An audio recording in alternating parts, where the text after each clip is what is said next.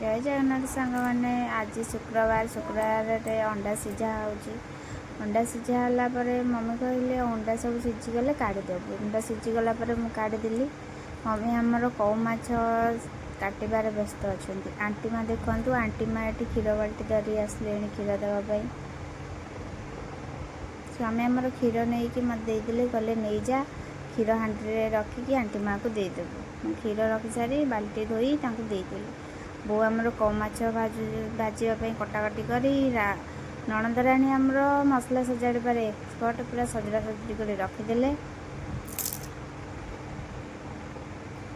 सारापर बो आमर अंडा भाजिले